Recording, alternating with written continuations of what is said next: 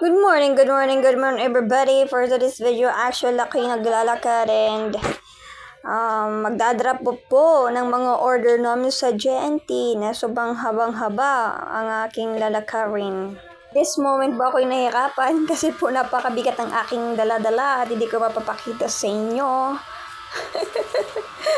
At maraming rider po ang dumadaan. So nahihiya po ako talagang maraming dumadaan ng mga mga sasakyan. Ayan po ang dala ko dalang bag tsaka sobrang init. Siya yung mga 11 or 12 ng sobrang singaw. Para makatipid tayo maglakad-lakad lang mga by darling.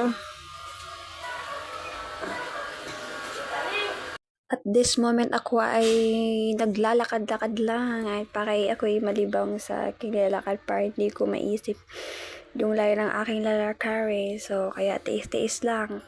Ganun talaga, mayap talaga pag nag-uumpisa pa lang. Pero tiis-tiis lang, tiyaga lang talaga.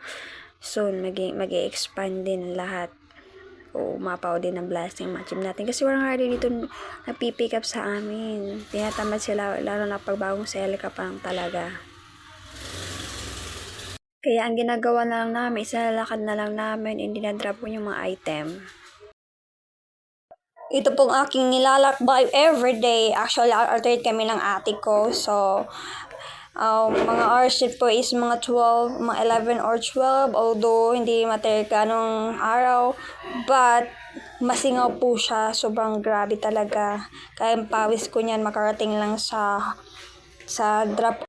At para malibang na rin nga, ito na ako'y nagagandahan sa mga napaka-green-green na mga damo-damo dyan sa gilid-gilid.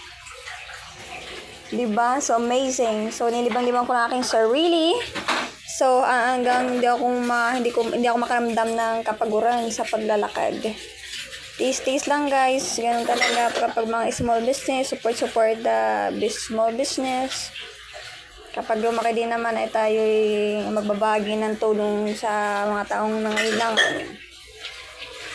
Kahit although, what I mean is, hindi ma-turk yung araw. So,